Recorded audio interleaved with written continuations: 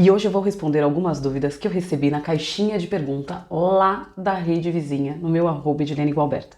Muitas perguntas interessantes e a resposta serve para tanta gente que eu optei por gravar um vídeo. Então presta atenção, porque isso é praticamente uma consultoria que eu vou dar aqui hoje sobre cada um dos temas e eu vou ler cada uma das perguntas e responder aqui para você.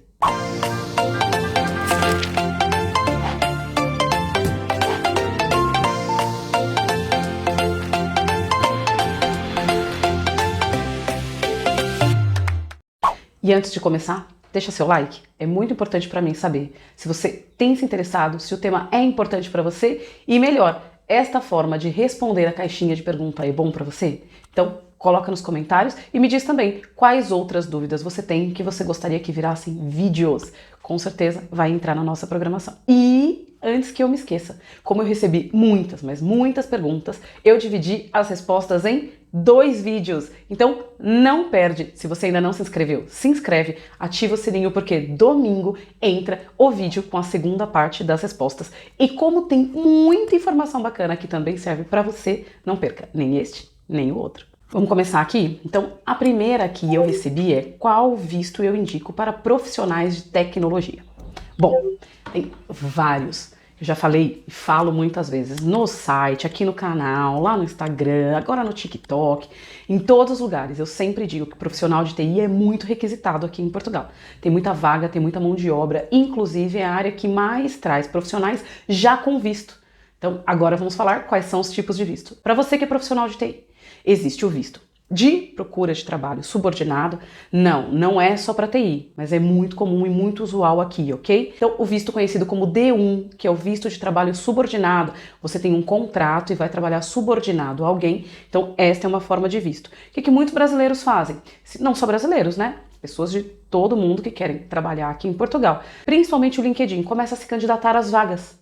Então passa por processos seletivos e, se for aprovado, essas empresas têm uma consultoria só para assessorar nos pedidos de visto. Pede o visto no Brasil e já vem para cá com o visto. Se tem família, ainda pede o visto de acompanhamento familiar, ok? Essa é uma das opções. Uma segunda opção é vir como profissional independente, que é o conhecido D2, e existe um programa chamado TecVisa. Para quem não conhece, o TecVisa é um programa que faz parte da Agência de Competitividade e Inovação, o IAPMEI.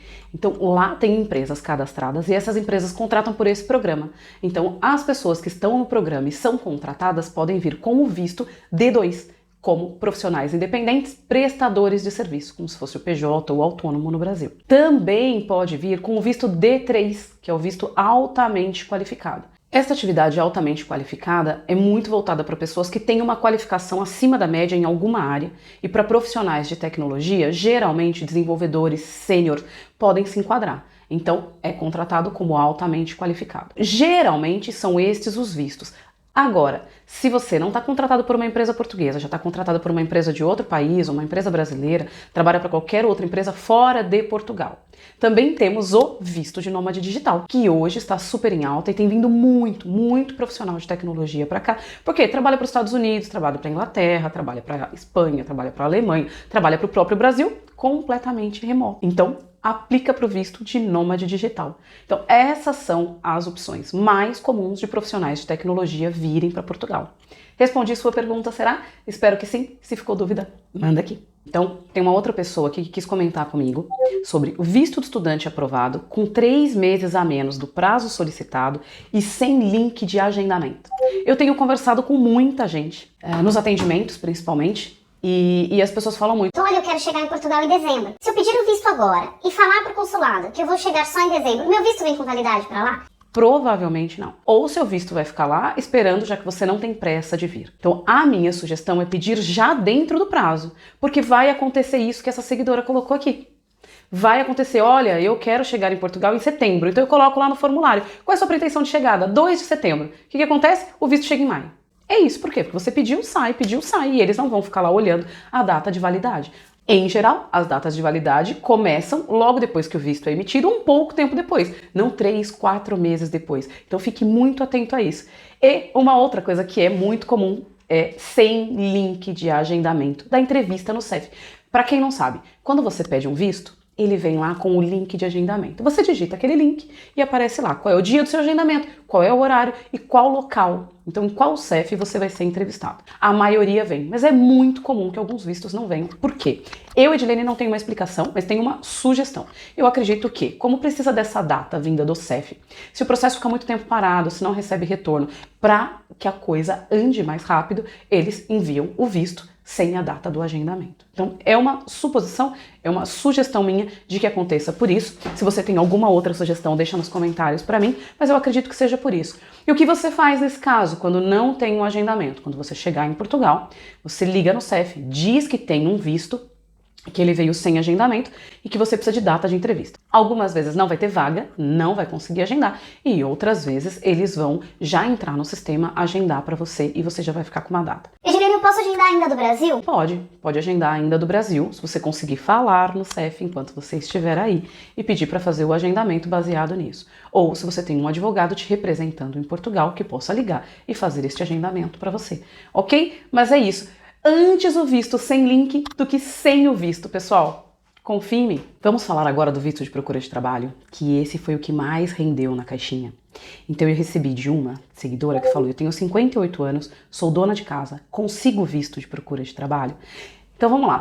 Pessoal, a gente não vê tanta restrição de idade aqui em Portugal quanto vê no Brasil, por exemplo. Aliás, muito pelo contrário, eles se aposentam mais tarde e ainda assim a grande maioria continua trabalhando, porque a reforma, como é chamada aposentadoria aqui, costuma ter um valor baixo e eles não conseguem sobreviver desse valor. Então a maioria continua trabalhando e a restrição não é a mesma. 58 anos é muito jovem aqui em Portugal para uma população que vive 90, 100 anos, ok? Não vejo nenhum problema da pessoa vir com 58 anos com visto de procura de trabalho. Agora, ela diz aqui pra mim que é dona de casa.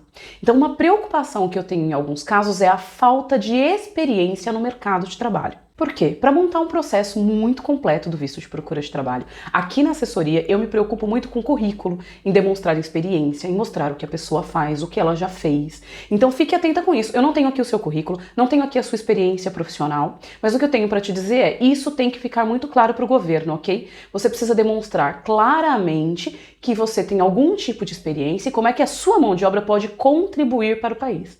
Então, essa é uma preocupação, não a sua idade, mas a sua experiência. Isso pode contar bastante. Se você me disser que não tem experiência nenhuma fora de casa, a gente pode tentar enquadrar a sua experiência como dona de casa. Cuidou dos filhos? Já cuidou dos pais idosos? Como que é a sua vida na cozinha? Você cozinha bem? Qual é a sua experiência familiar como cozinheira? Enfim, dentro de casa nós sabemos que nós fazemos muita coisa. E para limpeza? É você quem limpa a sua casa? Você tem quem limpe? Qual é a sua experiência nessa área? Que também contrata muito para limpeza. Então tem várias áreas que você pode se enquadrar, inclusive com a sua experiência de doméstica, de dona de casa, de profissional do lar, ok? Então é só uma questão de entender como te enquadrar. Isso é muito importante. Fique atenta neste caso. Pessoal, não dá para responder todas as mensagens da caixinha, tá bem? Mas tem algumas que eu estou respondendo e que já responde todas as outras. Então bora lá, ó. Cheguei em Portugal com visto de procura de trabalho, tirei o NIF, mas o NIS está difícil e sem agendamento no visto, e agora? Então vamos lá, essa é uma pergunta que veio de JJF Santos. E assim, o NIF, ok, é mais fácil mesmo de tirar, você precisa do representante e a gente não demora tanto assim, seja pelo e-balcão, seja presencial nas finanças, aí numa média de 10 a 20 dias você consegue o seu NIF. Agora o NIS, inclusive, falei recentemente nos meus stories sobre isso. Agora é online. Ao mesmo tempo que facilita, que você não precisa ir até a Segurança Social para emitir o seu NIS, você vai pedir online e vai entrar num sistema. E aí, dependendo de onde cair, de quem te atender, isso pode ser mais rápido ou mais lento. Então, segundo me informaram na própria Segurança Social, porque eu estive lá para ver de que forma agilizar o NIS de alguns clientes, eu fui informada de que alguns recebem com uma semana, alguns recebem com 15 dias, outros recebem com 30 dias. E eu, inclusive, abri uma caixinha de perguntas também para falar sobre isso, e os retornos que eu tive foram esses. Olha, o meu chegou em uma semana. Olha, eu pedi há 30 dias e não recebi ainda. Olha, tá demorando muito. Então, assim, é pedir e ter paciência. E é por isso que eu digo que vocês têm que vir muito preparado, porque a vida não vai acontecer do dia para a noite, ainda que você tenha visto. E para quem não sabe, por que o NIS é importante? Porque o NIS é o número da Segurança Social. E é extremamente necessário para um contrato de trabalho. E o visto de procura de trabalho exige o quê? Que você chegue em Portugal e tenha um contrato. Então, por isso, é muito importante estar preparado para essa demora e uma sugestão, faz o pedido online alguns dias antes do seu embarque. Se sair em uma semana, você já estará aqui. Se levar um mês, você já vai estar aqui também, mas pelo menos já agilizou alguma coisa antes.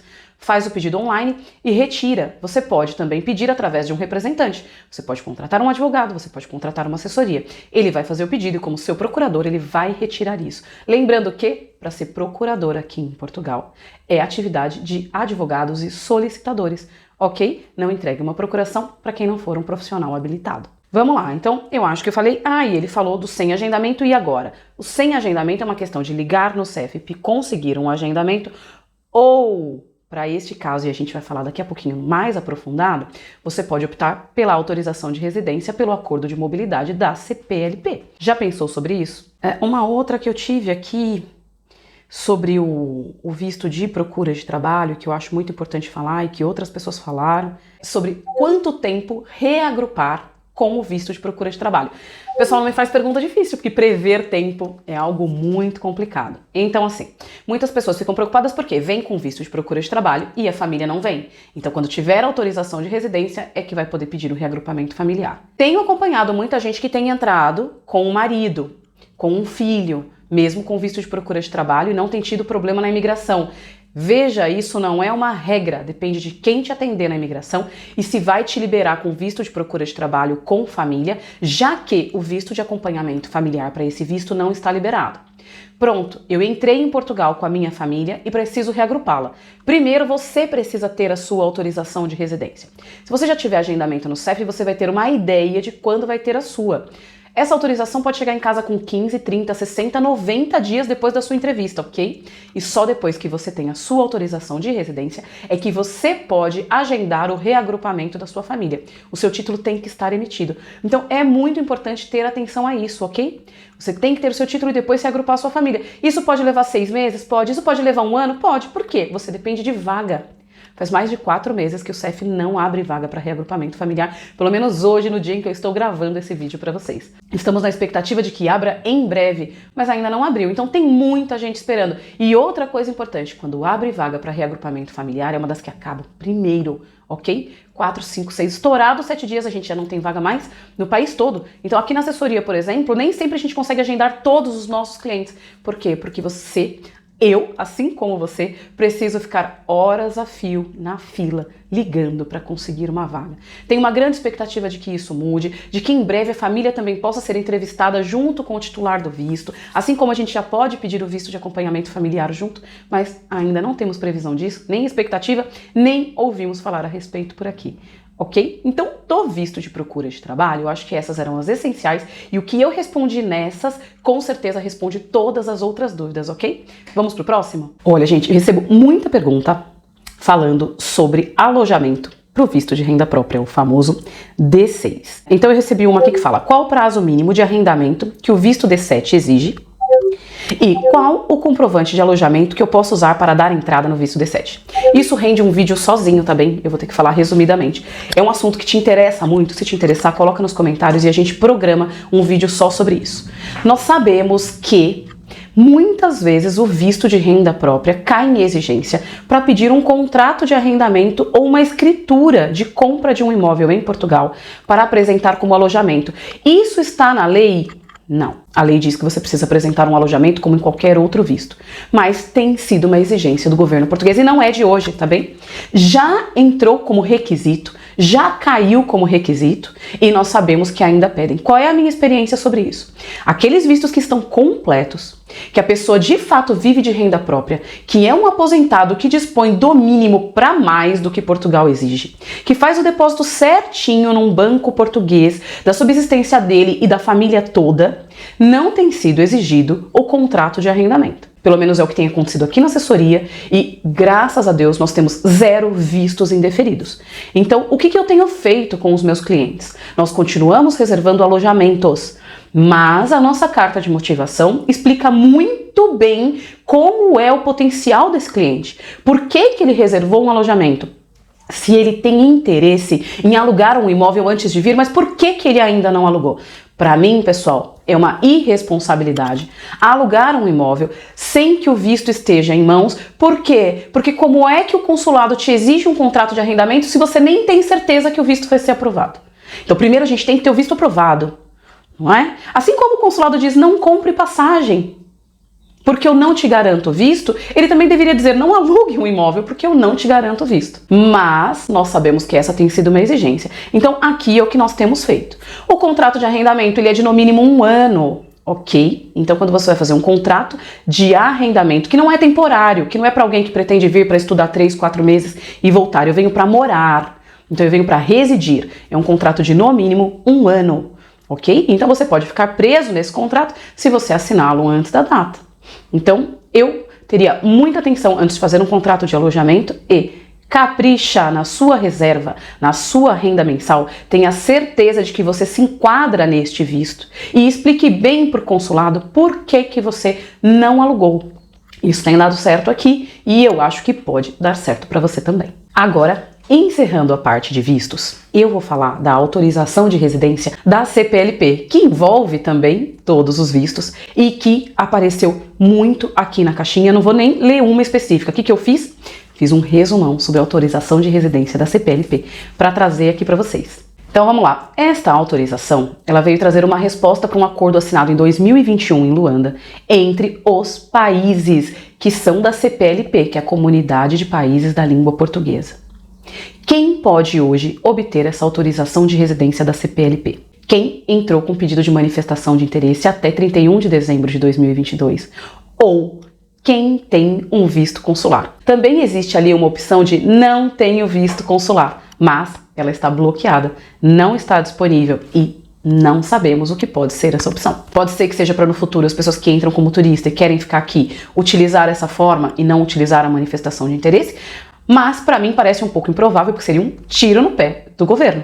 A maioria das pessoas podem optar por vir como turistas e não pedir mais vistos. E aí não faz muito sentido tudo que o governo faz para evitar essa imigração ilegal. Então, para mim, ele tem alguma outra carta na manga para essa opção. Ok? Hoje é para isso. Para esses 2 casos apenas. E é importante lembrar, se você opta pela autorização de residência da CPLP, cancela a sua manifestação de interesse. Então, já no próprio sistema, você vai se logar com os seus dados da sua manifestação de interesse. E aí você vai dizer que quer cancelar a manifestação para dar sequência no seu pedido. Eu sei que tiveram algumas pessoas que conseguiram fazer este pedido, mesmo com a manifestação de 2023, mas o CEF se manifestou. Foi um erro no sistema e eu acho que corre risco delas serem canceladas.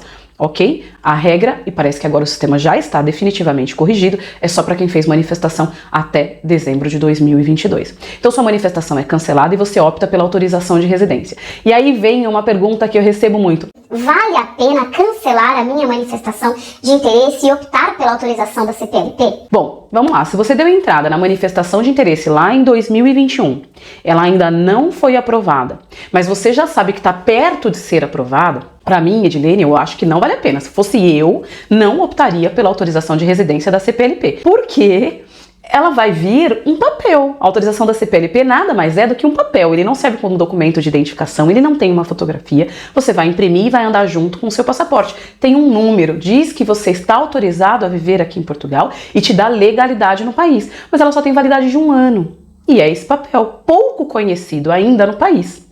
Enquanto que uma manifestação aprovada vai te dar direito a uma entrevista no CEF e você vai obter o título de residência. Este sim serve como documento de identificação aqui em Portugal, é amplamente conhecido e vem com 2 anos de validade. Então eu, Edilene, se tem uma manifestação de interesse muito antiga, eu preferiria esperar pela minha manifestação. Eu estou regular no país. Doutor, eu tenho muita urgência, eu preciso viajar, eu preciso ir pro Brasil, eu tô com diversas questões que a manifestação não tá me ajudando. Então, se o seu caso é assim, opte pela autorização de residência da CPLP. Agora, você diz pra mim, olha, eu dei entrada na autorização de residência no 2º semestre de 2022, sabe Deus quando que essa manifestação de interesse vai ser aprovada. Então, eu, se estivesse no seu caso, pediria autorização de residência da CPLP, mesmo sendo um papel. Ela é renovável por 2 anos, renovável por mais 2, e aí você vai ficar tranquilo. Já começa a contar como residente para fins da sua nacionalidade no futuro. Então, você vai ter uma autorização de residência. Vai estar legalizado no país, provavelmente muito mais rápido do que a sua manifestação. Agora, qual é a nossa expectativa? Que as manifestações fiquem mais rápidas, porque muita gente saiu da fila agora com essa autorização da CPLP. Então, existe uma expectativa de que seja mais rápido. Vai depender muito da sua sua necessidade, do seu caso. Não dá para falar de maneira genérica. Avalie para você o que vale mais a pena, ok? Essa autorização da CPLP tem um custo? Sim, custa 15 euros. Depois que você fez a solicitação, vai ser emitido um DUC para pagamento. E você pode pagar depois de 48 horas dele ter sido gerado, ok? Eu sei que as pessoas têm tido muito problema.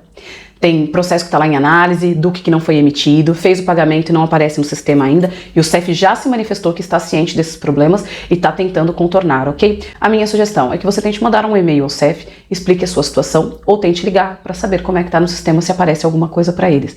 Mas tenham paciência, tudo é novo, então tudo leva um tempo. Paguei o DUC, paguei os 15 euros, o que vai acontecer? Você vai receber um e-mail do CEF dizendo que está liberado. Vai se autenticar de novo lá no portal e tem lá, aceder à autorização de residência da CPLP, ok? E aí você baixa, imprime e anda com ele, não esquece, junto com o passaporte. E para encerrar este vídeo de hoje, eu vou falar um pouco sobre representante fiscal.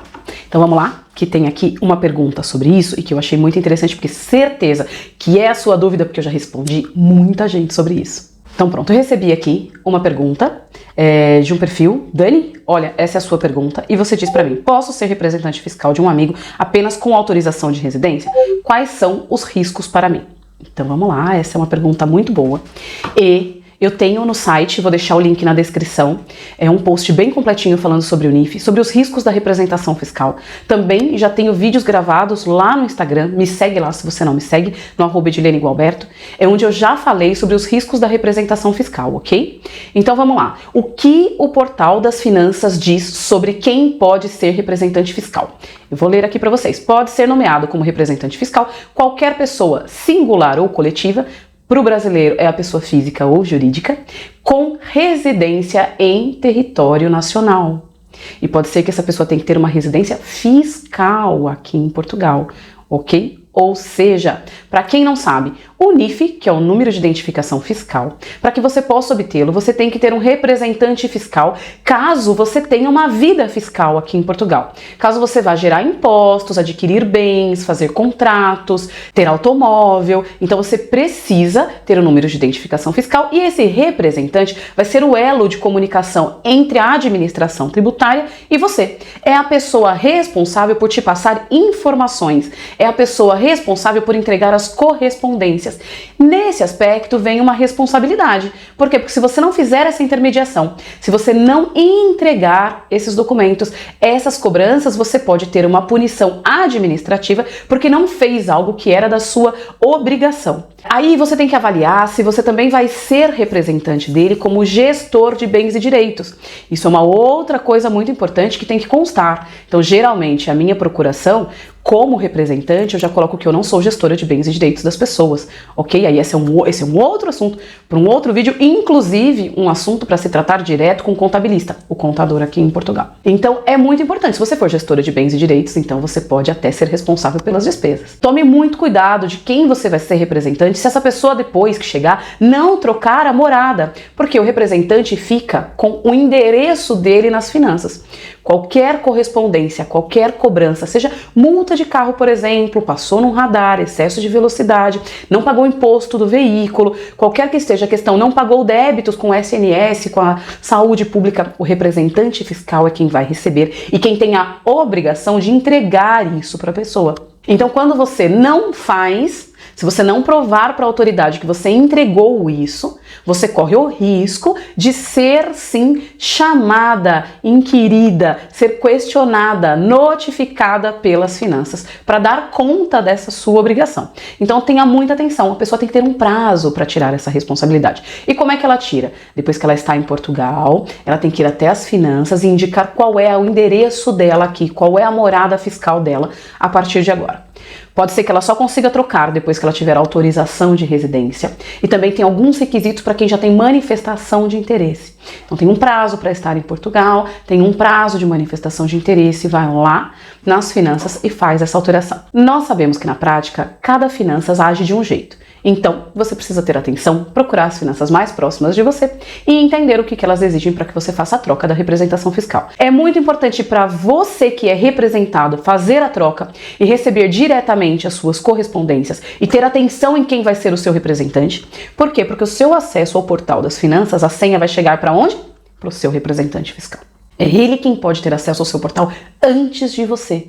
Então tenha muita atenção a isso. E para você que é representado, troque, porque você precisa receber. Você já imaginou, você chega uma multa, a pessoa mudou de endereço, não tá mais lá, não chega para você, você não toma conhecimento, daqui a pouco você tá com um débito enorme, porque eu vou te dizer, as coimas, as multas e as correções que são aplicadas aqui são bem altas. Fique atento a isso, tanto para ser um representado quanto para ser um representante. E olha, eu esclareci muita coisa aqui hoje, espero que vocês tenham gostado dessa consultoria, porque eu vou te dizer, muita gente paga uma consulta para obter menos informações do que o que eu dei aqui. E eu quero saber, faltou alguma coisa ou dessas coisas que eu disse, você ficou com dúvida? Deixa aqui nos comentários, tá combinado? Eu sou Edilene Gualberto, advogada, assessora migratória aqui em Portugal,